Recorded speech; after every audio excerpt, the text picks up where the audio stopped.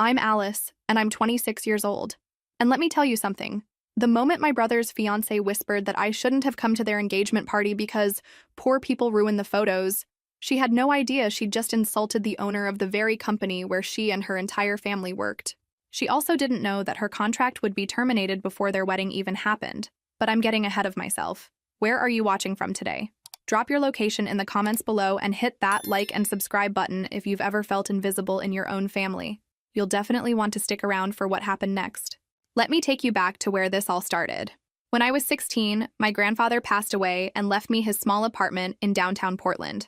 While my friends were worried about prom dates and college applications, I was dealing with lawyers and inheritance paperwork. My parents lived 3 hours away in a smaller town, and honestly, they didn't think much of the inheritance. "It's just an old one-bedroom," my mom said over the phone. "Maybe you can sell it for college money." But when I saw that apartment, something clicked. It had good bones, high ceilings, original hardwood floors, and huge windows that let in tons of natural light. Sure, it needed work. A lot of work. The wallpaper was peeling, the bathroom fixtures were from the 1970s, and the kitchen looked like it hadn't been updated since my grandfather moved in 30 years earlier. Most teenagers would have sold it immediately, but I'm not most teenagers. I got myself 3 part-time jobs that summer: waiting tables at a diner, working retail at a clothing store, and cleaning offices on weekends. Every single dollar I earned went toward that apartment. I watched YouTube videos to learn how to strip wallpaper and sand floors. I haunted estate sales and thrift stores for vintage furniture and decor. My fingers were constantly stained with paint, and I had more cuts and bruises from DIY projects than a kid learning to skateboard. My friends thought I was crazy. "Alice, you're 17, my best friend Sarah said when I turned down yet another party invitation. "You're supposed to be having fun, not playing house." But this wasn't playing house. This was building something that was entirely mine. The transformation took 8 months. By the time I graduated high school, that little apartment looked like it belonged in a magazine. I'd created this gorgeous vintage aesthetic: mid-century furniture, warm lighting, plants everywhere, and artwork from local artists. The bathroom had subway tiles and a clawfoot tub I'd found at a salvage yard. The kitchen had open shelving and vintage appliances that actually worked. And then came the decision that would change everything. I was planning to live in the dorms during college, which meant the apartment would just sit empty. That's when I discovered Airbnb. "You want to rent out Grandpa's apartment?" my mom asked, sounding skeptical. "To strangers? It's a good investment," I explained, though I was really just hoping it would help pay for college expenses. That first listing went live on a Tuesday. By Friday, I was booked solid for the next 3 months. Turns out 20-something bloggers and Instagram influencers were absolutely obsessed with vintage aesthetics, and my apartment was exactly what they were looking for. The booking requests started pouring in faster than I could approve them. "Perfect backdrop for content creation," one review read. "Every corner is incredibly photogenic," said another. I hired Mrs. Henderson from down the hall to handle check-ins and basic cleaning between guests. She was a retired teacher who loved having something to do, and she took pride in making sure every guest felt welcome. The building's elderly superintendent, Mr. Garcia, helped with any maintenance issues in exchange for a small monthly fee. Within 6 months, I was making more money from that apartment than most people my age made working full-time jobs. But more importantly, I was learning about business, customer service, marketing, and hospitality. I read every book about real estate investing and hospitality management I could get my hands on. My family knew I was renting out the apartment, but they had no idea how successful it had become. When they asked how school was going, I'd mention the apartment was doing okay and quickly change the subject. Looking back, I think I was protecting this dream of mine. They'd already made it clear they thought I was wasting time on that old apartment, instead of focusing on my studies. College was great, don't get me wrong. I studied business administration with a focus on hospitality management. But the real education was happening every weekend when I'd drive back to Portland to check on the apartment, read guest feedback, and make improvements. By my junior year, I'd saved enough money to start thinking bigger. The apartment was consistently booked, getting 5-star reviews, and generating steady income. But I kept thinking about expansion, about taking everything I'd learned and applying it on a larger scale. That's when I started researching small hotels and inns for sale in the Pacific Northwest. Most were way out of my price range. But I wasn't looking for luxury properties. I was looking for potential, for properties with good bones that just needed someone willing to put in the work. I found it on a rainy Thursday afternoon in March, a small roadside inn about an hour outside of Portland. The listing had been up for 8 months with no buyers. 24 rooms, a restaurant space, and a pool area that hadn't been maintained in years. The photos looked terrible: outdated furniture, stained carpets, and that sad, neglected feeling that comes with properties nobody wants. But I saw something else: location on a scenic highway that got decent traffic, room layouts that made sense, and a price tag that was actually within reach if I used the apartment as collateral. "Alice, honey," my dad said when I called them about possibly taking out a loan, "maybe you should focus on finishing school first. Business ownership is really complicated." They meant well, I think. They just couldn't see what I was seeing. They saw risk. I saw opportunity. I bought the Cascade Inn 6 months before my college graduation. 24 rooms of pure potential wrapped in 1980s decor and neglect. The day I got the keys, I stood in the lobby looking at wood paneling, harvest gold carpeting, and furniture that probably hadn't been replaced since the Carter administration. Most people would have seen a money pit. I saw a blank canvas. My first decision was to shut down for complete renovation instead of trying to operate while fixing things. It was financially risky, but I knew I couldn't compete with chain hotels by offering the same generic experience with slightly older furniture. I had a vision. Instead of trying to appeal to everyone, I'd create something unique. Each room would have its own theme and personality. The restaurant would feature local ingredients and rotating seasonal menus. The pool area would become an outdoor event space for small weddings and corporate retreats. I moved into the manager's apartment on site and spent every day from sunrise to sunset working alongside contractors, painters, and craftspeople. I learned to tile bathrooms, refinish hardwood floors, and negotiate with suppliers. My hands were permanently stained, and I lived in paint-splattered clothes for months. The themed rooms were my favorite project. Room 12 became Pacific Coast, with driftwood furniture and ocean-inspired colors. Room 8 was Mountain Lodge, with exposed beams and a stone accent wall. Room 15 was Urban Loft, with industrial elements and modern art from local artists. But the real innovation was in the experiences. I partnered with local wineries to offer tasting packages. I created weekend murder mystery dinners in the restaurant. I installed a hot tub and fire pit area for evening gatherings. I even started hosting unplugged retreats where guests would check their devices at the front desk for digital detox weekends. The restaurant became my pride and joy. Instead of generic continental breakfast, I hired a chef who specialized in Pacific Northwest cuisine. We offered everything from farm-to-table dinners to casual poolside lunches with craft cocktails. My family still thought this was all some extended college project. When I'd call them, they'd ask about my classes and internship applications. I'd deflect by asking about my brother Tom's engineering program or updating them about my grades, which remained excellent despite my divided attention. "Are you sure you're not taking on too much with that hotel project?" my mom asked during one of our weekly calls. "You need to focus on finding a real job after graduation." A real job. If she only knew that I was already employing 8 people and had bookings stretching into the following year. The grand reopening was scheduled for Memorial Day weekend. I'd spent 18 months planning, building, and preparing. The local newspaper was sending a photographer. Travel bloggers had already started posting about the transformation. Reservation requests were coming in from all over the Pacific Northwest. The Cascade Inn's reopening exceeded every expectation I'd dared to have. We sold out completely for Memorial Day weekend, and the reviews were incredible.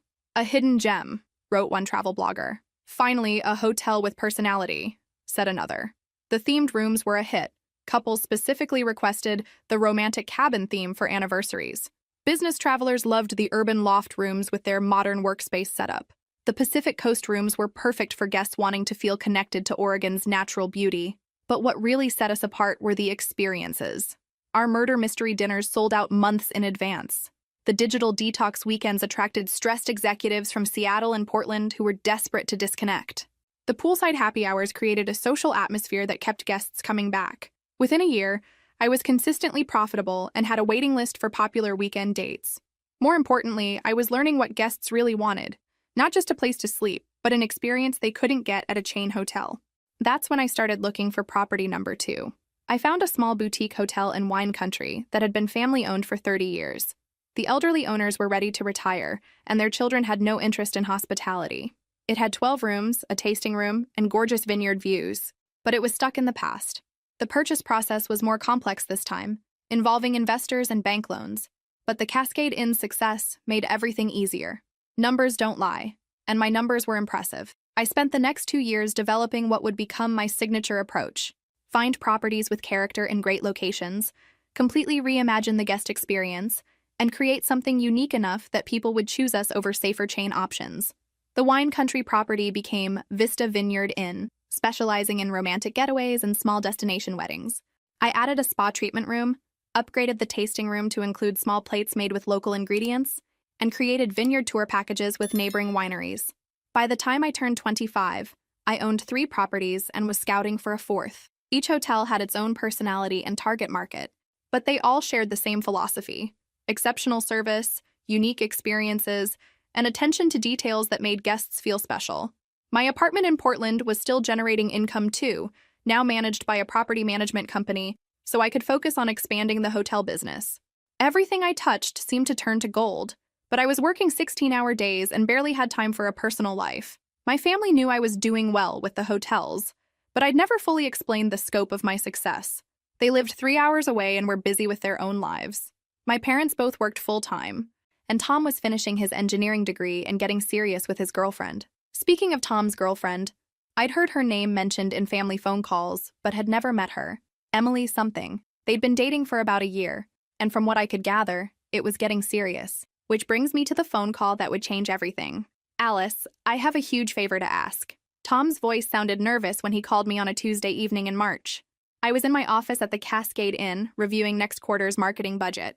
What's up? I asked, setting down my pen. Tom rarely called me directly, usually communicating through our parents during family updates. I need to do a training program for work, and it's in Portland. 2 weeks starting Monday. I was wondering. He paused, and I could practically hear him gathering courage. Is there any way I could crash at your place? I looked around my office, then out at the property where I spent most of my time. I hadn't lived in the apartment for years, but Tom didn't know that. More importantly, this was a perfect opportunity for some market research.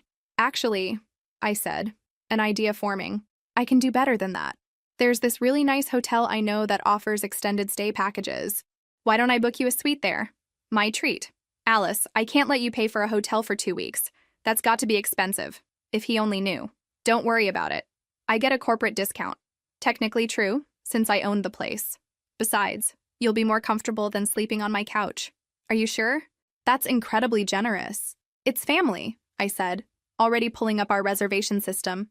Besides, I'll be traveling for business most of those 2 weeks anyway. Also technically true, I'd been planning some property scouting trips. What I didn't tell Tom was that this would be perfect research. I could finally get honest feedback from a family member about our service, amenities, and overall guest experience. He'd have no idea he was staying at my hotel, so his opinions would be completely unbiased. I booked him into our best suite, the one with the kitchenette, separate living area, and view of the gardens. I made sure our staff knew he was a VIP guest but didn't explain the relationship. I wanted him to be treated well, but I also wanted to see how our normal operations worked. The reservation is at the Cascade Inn, I told him. They're expecting you Monday afternoon, room 24. This is amazing. Alice, thank you so much. I promise I'll pay you back. Just enjoy yourself. And maybe we can grab dinner when I'm back in town. After hanging up, I realized this would be the first time Tom had experienced one of my properties. My parents had never visited, always saying they were too busy or that the drive from their town was too long. This felt like a big moment, even though Tom wouldn't know it. I briefed my manager, Sarah, the next morning. We have a VIP guest checking in Monday, Tom Parker. He's a friend of mine. I want everything perfect, but I don't want him to feel like he's getting special treatment. Got it. Regular excellent service. Not obvious VIP treatment. Exactly. And I'd love to get his feedback when he checks out. What I couldn't have predicted was that this simple favor for my brother would set in motion a series of events that would expose family dynamics I'd never suspected and ultimately force a confrontation I'd been avoiding for years. But for now, I was just excited to finally have a family member experience what I'd been building. Tom's stay at the Cascade Inn went perfectly. He called me halfway through his first week, raving about the service, the room, and especially the restaurant. Alice, this place is incredible. How did you even find out about it? The food is restaurant quality, and the staff treats me like I'm some kind of celebrity. Good staff makes all the difference, I said, smiling as I reviewed the notes our team had been taking about his preferences and feedback. There's this amazing chef here, and he's training this new assistant who's incredibly talented. Emily something. She's actually from our hometown originally. My ears perked up. Emily, the girlfriend he'd mentioned in passing during family calls. Emily? I asked casually. That's an interesting coincidence. Yeah, small world, right? We've been talking between her shifts. She's really passionate about cooking, and she's got this great laugh. His voice trailed off in that way that told me he was smitten. By the end of his 2-week stay, it was clear that Tom had fallen hard for Emily. Their connection was obvious to everyone on staff, and Tom was already making plans to extend his visit and potentially move to Portland. "Alice, I think I might stay in Portland permanently," he said during our dinner on his last night. We were eating at the Cascade Inn's restaurant, though he still had no idea I owned it. "There are engineering opportunities here and," he grinned sheepishly, "Emily and I have really connected." I watched them interact during dinner service. Emily was clearly talented in the kitchen, and when she came out to meet Tom's sister, she was charming and funny. I liked her immediately, though something in her eyes when she looked at Tom's clothes and mentioned my nice purse made me file away a mental note. "She seems great," I told Tom honestly. "Just take things slow. Long-distance relationships are complicated." 6 months later, Tom called with news I saw coming from a mile away. "Alice, I proposed. Emily said yes." "Congratulations, that's wonderful news. We're thinking about having the wedding next spring, maybe somewhere in Portland since that's where we met. Emily's fallen in love with the city. Have you thought about venues?" I asked, my heart starting to race as I realized where this might be headed. "Actually, we were hoping to have it at the Cascade Inn. The place means so much to us since that's where we met. Do you think your friend who got you that corporate discount could help us with pricing?" I took a deep breath. This was it. The perfect opportunity to finally reveal to my family what I'd been building all these years. A celebration where everyone would be together, where I could show them what I'd accomplished, and where I could get their honest opinions about my business. "Let me make some calls," I said. "I think I can work something out." What I was really thinking was that I would cover the entire cost of their wedding as my gift to them. The venue, the catering, everything. It would be my way of celebrating Tom's happiness while finally revealing the truth about my success. I had no idea that this generous gesture would lead to the most humiliating moment of my life and force me to make decisions that would change my family dynamics forever. But that's a story for the next part. Have you ever experienced a moment when you thought you were being generous, only to discover it revealed something ugly about the people you love? Share your thoughts in the comments below. When Tom called to ask about wedding venues, I made a decision that would change everything. I was going to pay for their entire wedding at the Cascade Inn as my gift to them. But more importantly, this would be my moment to finally reveal to my family what I'd been building all these years. "Mom, Dad," I said during our weekly family call, "I want to contribute to Tom's wedding. I'd like to cover the venue and catering costs." The silence on the other end of the line was deafening. "Alice, honey," my mom finally said, "that's very generous, but wedding venues are expensive. Are you sure you can afford that?" If only she knew I owned the venue. "I've been saving, and this is important to me. Tom is my brother, and I want his day to be perfect." "The venue they want is pretty upscale," my dad added. "We're talking about significant money here." "I understand. Let me handle the arrangements with the venue." I was practically vibrating with excitement about the surprise I was planning. "Just don't tell Tom it's coming from me yet. I want it to be a surprise."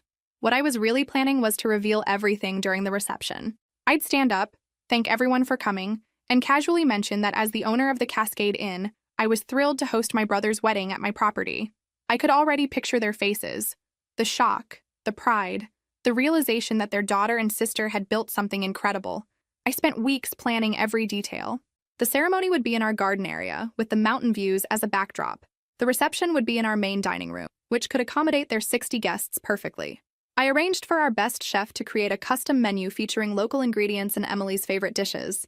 I even flew in special orchids for the centerpieces and hired a string quartet for the ceremony. This wasn't just going to be a wedding. It was going to be a showcase of everything the Cascade Inn could offer.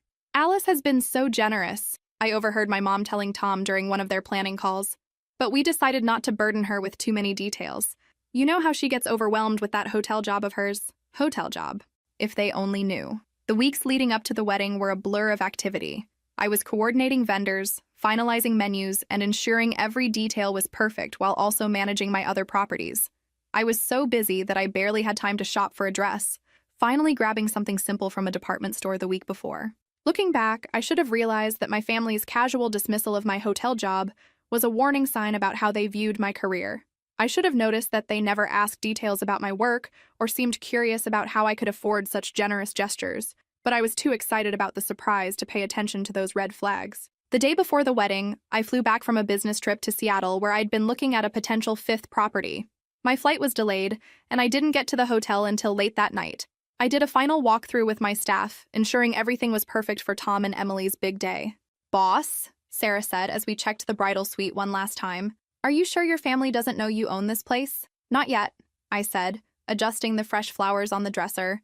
Tomorrow is going to be quite a revelation. What do you think will happen next when Alice finally reveals the truth to her family? The morning of the wedding dawned perfect and clear. I should have been getting ready with Emily and the bridesmaids, but I deliberately kept some distance to maintain the surprise. Instead, I spent the morning doing final checks with the catering staff and ensuring the ceremony space looked flawless. My flight from Seattle had arrived so late that I'd slept in my office rather than driving to my apartment. When I finally had a moment to get ready, I realized my simple black dress was more wrinkled than I'd noticed, and my hair was doing that thing it does when I sleep somewhere other than my own bed. But honestly, I was too excited about the surprise to care much about my appearance. This was Tom's day, and soon it would be my moment to finally share my success with my family. The ceremony was beautiful. Tom looked handsome in his navy suit, and Emily was radiant in a vintage-inspired gown that perfectly matched the inn's aesthetic. I watched from the back, noting how smoothly everything was running and feeling proud of my team's professionalism. During the cocktail hour, I mingled with guests, many of whom complimented the venue. "This place is incredible," Tom's college friend Mark said. "How did you guys find it?" I just smiled and said they had excellent taste. The reception was in full swing when I finally made my way to the family table. Tom was glowing with happiness, my parents looked proud, and Emily was laughing with her bridesmaids. Everything was perfect. That's when Emily turned to greet me. I hadn't had a chance to properly introduce myself earlier, and seeing her up close, I realized she was even more beautiful than I'd noticed during Tom's stay. But as her eyes took in my appearance, the wrinkled dress, my travel must hair, the fact that I clearly looked like someone who'd just stepped off a plane, her expression shifted. She leaned in close to me, her voice low enough that only I could hear. "You know, you really shouldn't have come looking like that. You're kind of bringing down the whole vibe of our photos." The words hit me like a physical blow. For a moment, I couldn't process what she'd just said. "I'm sorry," I managed to whisper back. Emily's smile never wavered, but her eyes remained cold. "I mean, this is our wedding day. Everyone else made an effort to look nice. Poor people just ruin the photos, you know? Poor people." I stood there in my wrinkled department store dress, surrounded by the beautiful wedding I'd paid for in the hotel I owned, listening to my new sister-in-law call me poor and tell me I didn't belong at my own brother's wedding. The irony was so complete it was almost funny. Almost. I opened my mouth to respond, to reveal exactly who she was talking to, but then I heard my mother's voice calling Emily's name. This wasn't the time or place for the revelation I'd planned. Instead, I took a step back and said, "Excuse me, I need some air." I turned and walked toward the exit, my cheeks burning with humiliation and my carefully planned surprise completely derailed. I made it as far as the lobby before I felt a gentle hand on my arm. I turned to see a woman in her 50s with kind eyes and a concerned expression. "Excuse me, dear, are you all right?" I recognized her as Emily's mother, though we'd never been formally introduced. She was wearing a lovely navy dress and had the same bone structure as Emily, but her expression held warmth that her daughters had lacked. "I'm fine," I said, though my voice was shakier than I wanted to admit. "Just needed a moment. I'm Margaret, Emily's mother." She extended her hand warmly. "I don't think we've had a chance to meet properly." "Alice," I said, shaking her hand. "I'm Tom's sister." "Oh." Her face lit up with recognition. "Tom's told us so much about you. You're the one who arranged for him to stay here during his training program. Aren't you?" I nodded, not trusting my voice to say more. "And you're the one who's been so generous about the wedding costs." She squeezed my hand gently. Emily mentioned that Tom's sister had helped with the venue. Before I could respond, Emily appeared beside us, her wedding dress rustling as she approached. "Mom, there you are. The photographer wants to do the family photos now." Margaret kept hold of my hand. "Emily, dear, I was just meeting Alice properly, Tom's sister." Emily's expression shifted slightly, some of her earlier coldness melting into politeness. "Oh, right. Thank you again for helping with the venue arrangements." "Actually," Margaret continued, "I was hoping to introduce you both properly since Alice and I will be working together." Emily and I both looked confused. "Working together?" Emily asked. Margaret smiled broadly.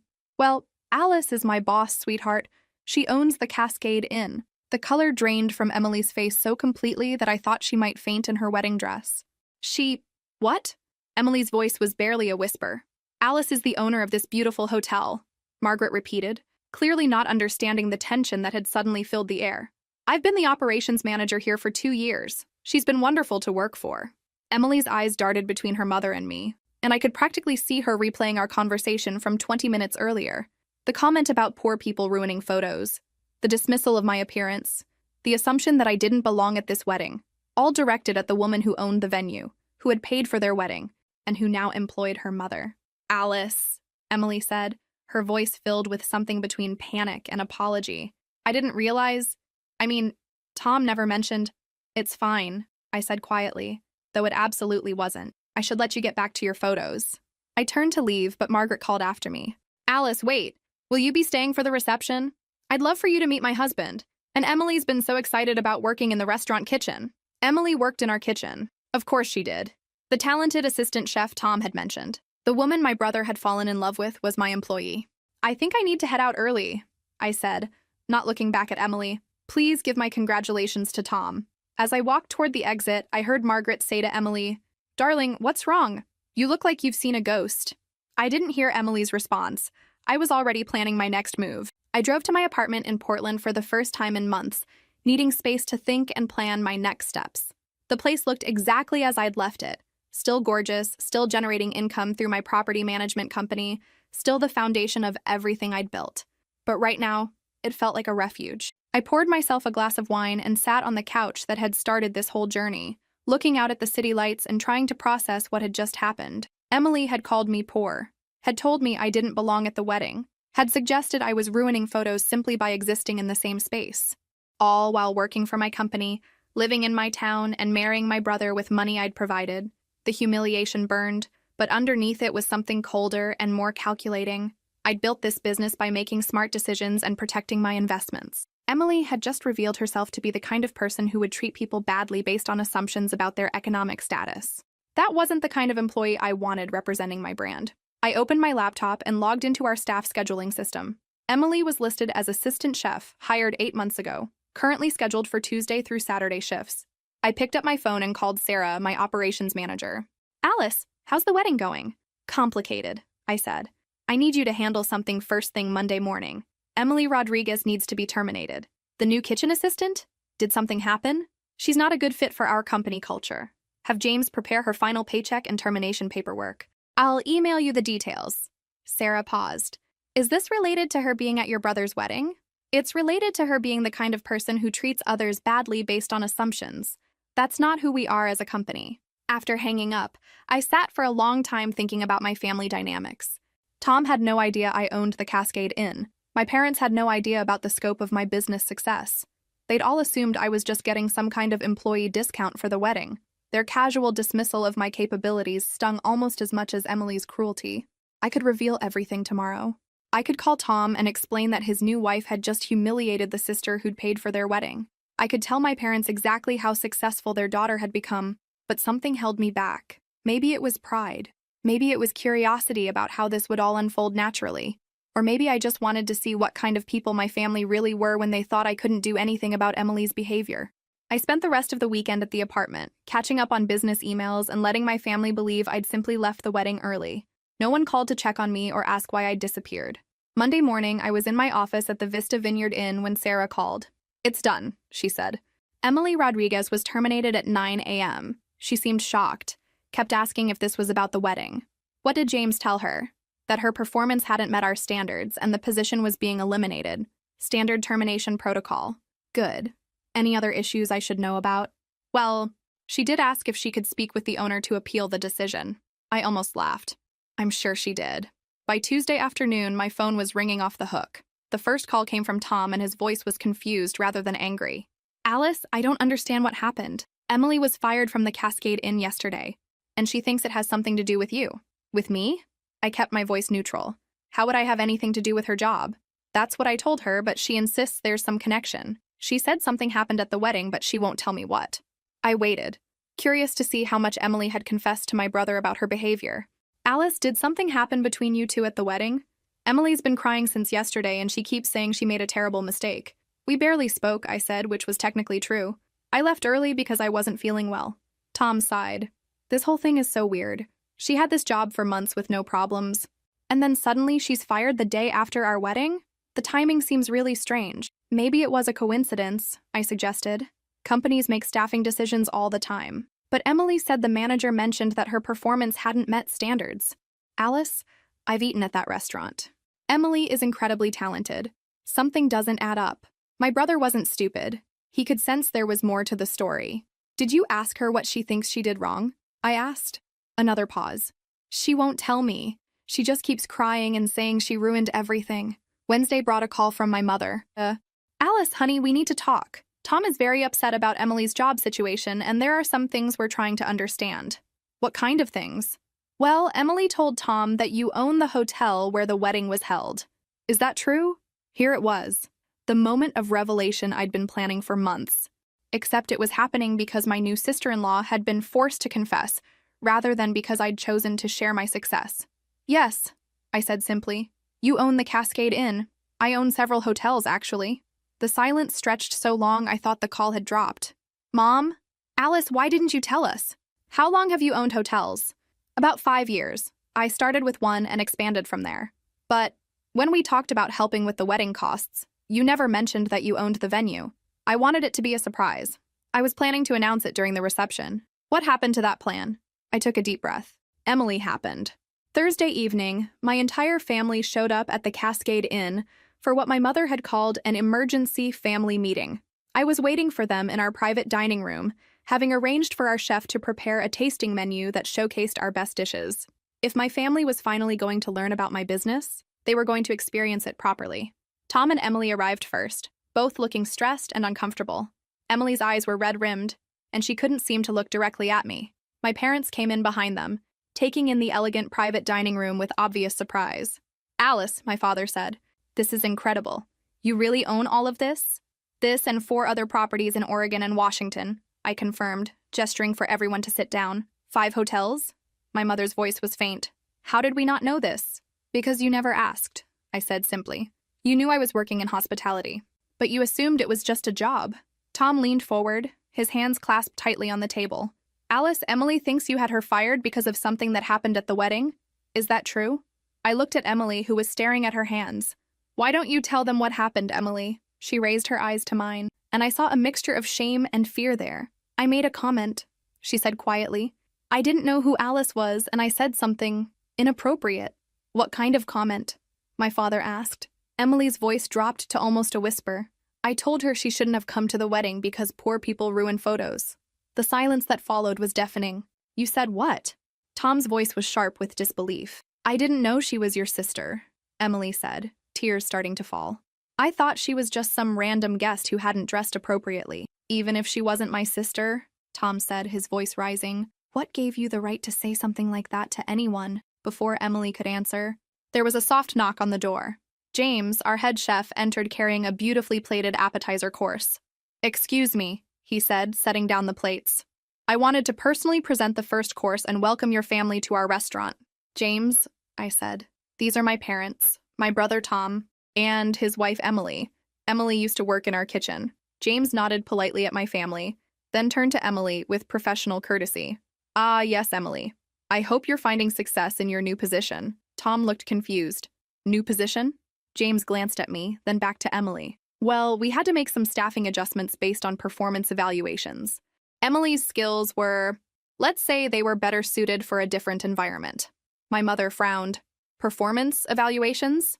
Emily is a lovely person, James continued diplomatically, but her technical skills and attitude toward teamwork weren't quite the right fit for our standards here. I watched Emily's face crumble as she realized that even without knowing about our wedding day encounter, James would have had legitimate concerns about her work performance.